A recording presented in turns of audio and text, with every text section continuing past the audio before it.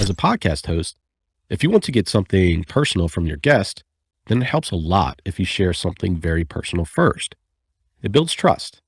It shows the type of person you are and shows your humility. Introducing Recorded Content, a podcast for small, scrappy B2B marketing teams who want to get the most out of podcasting. In each episode, we capture stories from industry experts and podcasters. Listen in and uncover what it takes to launch, run, and grow a successful B2B podcast. Check out and subscribe to the show on Spotify, Apple, or wherever you listen to your favorite shows.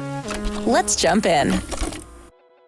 Hey, I'm Tristan. I'm the co-founder of Motion and your host for this episode of Recorded Content. The show is brought to you by my company, Motion. We are a done-for-you podcast agency for small, scrappy B2B tech marketers. Now, as a podcaster, you probably have interviews as a part of your show. If you're producing a show for your company, one of the most common formats to start with is the standard host and guest format. This is where the host interviews a guest and goes on a journey to help the audience. But even though interviews may seem easy on the surface, there's a lot you can do as a podcast host to improve. And honestly, most podcast hosts don't take the time to get better. I believe it's important to study the art of interviewing and to practice writing and asking interesting questions on your show. I feel that if you can ask more interesting questions and improve your skills as an interviewer, the podcast episodes you produce will be more helpful to your audience. But how can you improve the way you ask questions and conduct interviews? One of my favorite things to do is study how other people interview guests. And I like to go beyond just podcasters. I like to analyze talk show hosts, documentarians, and even comedians. In this episode, I'm going to analyze one of my favorite comedians, Anthony Jeselnik. If you're not familiar with Anthony, check him out on Netflix. He's got a few specials out there. And he also has a podcast he runs called the Jeselnik and Rosenthal Vanity Project. You can find out more by going to allthingscomedy.com. The interview we'll check out in a minute features 3 clips from a talk show on Comedy Central he hosted over a year ago called Good Talk. The show features Anthony's interviews with a few of his friends who happen to also be some of the best comedians in the business. In each conversation, they discuss their careers, influences, and more. Now, I'm not going to analyze the overall conversation. Instead, I'm going to take a deeper look at 3 different interviewing techniques that really stood out to me. Each of these clips come from an interview between Anthony Jeselnik and comedian Kristen Schaal. The first clip we'll take a look at involves the type of question you'd never want to ask in a documentary-style interview. But for a podcast, there are parts of this interview question that we can learn from. Here's the clip. Agree or disagree? To be successful, comedy must always be pushing the envelope. See, I agree.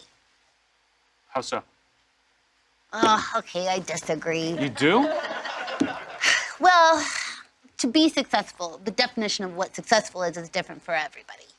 But clearly there's some sitcoms on right now that aren't pushing the envelope, but are doing traditional things that really are tickle large audiences and will for years and years to come, and some things don't change. There are 2 things to note from this interaction between Anthony and Kristen. The first thing to note is the use of an either-or question. Now, typically, these are really bad to use when filming a documentary, mostly because the interviewer is often not on camera, and so the viewer doesn't get to hear the question.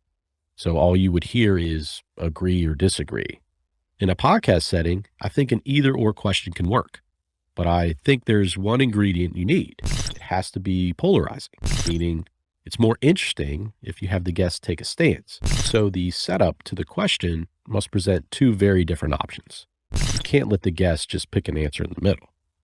When Anthony asked this question, he said, "Comedy must always push the envelope." The key word here is always, and this forces the guest to pick a side. The second most important part of this clip is when Anthony asked the follow-up question, which was super short. He said, "How so?" A lot of times podcast hosts get caught up with long-winded questions with a lot of layers, but sometimes the best question is the shortest question. In this case, Anthony entices Kristen to justify her stance. And with a short question, he puts her back in the driving seat. All right, so the next clip is interesting to me because it helps solve a problem a lot of hosts run into. Let's take a look. Agree or disagree, comedy always comes from a place of pain. Disagree. I disagree as well. I think some people, that's like their thing. But I think I like to think of it comes from a place of intelligence, you know? Me too. And you can utilize other people's pain to make the joke more effective, but I don't need to be in pain to write a good joke. No, and also there's such a vast world of joke telling, right? So what did Anthony do that was so special? He provided his own perspective. One of the biggest challenges hosts run into is that they're not able to provide their own perspective on the show. This is actually one of the biggest complaints about a host and a guest episode format that we hear. The host gets caught in a situation where they're always asking questions, and it becomes more of a transaction instead of a true conversation. If you pay attention to Anthony in this last clip, he actually asked a question and then answered the question first himself. And I thought this was interesting because it wasn't a response to the guest. Anthony instead offered up his perspective right away and shared some insights with the audience. So if you're a host and you feel like you're getting trapped, maybe answer your own question, provide your perspective, and maybe give the guest the chance to react to that. Now, the last clip I have in this episode is really important. It's important to pay attention to what Anthony does next because it can really take your interviews to a more personal level. Agree or disagree? You either kill or bomb your first time on stage with nothing in between. Agree. Yeah, I'd agree too. My first time on stage, I thought I killed. And then I went back and watched it years later and almost had a panic attack watching myself because it was so bad. Uh-huh. What was your first time on stage like? Ooh, I was doing, in New York, it was at an open mic. And I remember I was doing a crazy bit where I was probably pretending to perform a science experiment on a doll. And it was great. Sounds great. It was good. It was alternative. Sure. That's why I get the award. I have the props, and I do the weird shit that I can't stop in the middle of my set and try out a different joke because these jokes aren't working. I am fucked for the whole performance, and that deserves an award.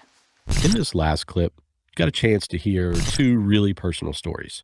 You got a chance to understand how each of these comedians felt about their very first experience on stage. But why? Why in 1 minute did we get a chance to get this type of detail? The key reason we got both of their unique stories is because Anthony shared something personal first. As a podcast host, if you want to get something personal from your guest, then it helps a lot if you share something very personal first. It builds trust. It shows the type of person you are and shows your humility. If Anthony didn't share the way he bombed in his first time on stage, I'm not sure Tristan would have been so honest either. So if you want your podcast guests to get more personal, try sharing something more personal as the host. And do this first. Show the guest the type of conversation you'd like to have. Now, you can learn a lot of different interviewing techniques from watching shows on YouTube and even some of your favorite comedians. And that's something I try to do as a host and interviewer in general. I try to recognize different styles from other places beyond just podcasts. I try to see what works and why it works for a certain situation. So give it a try yourself. Take a close look at a conversation you enjoyed and then try to figure out why it works so well. All right. So that's all I have for this episode. Thanks for joining me on Recorded Content. I'll catch you next time.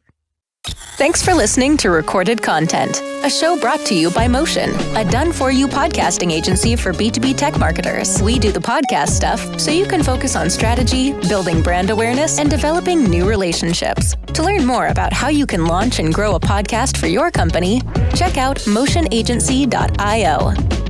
Thanks for listening to Recorded Content.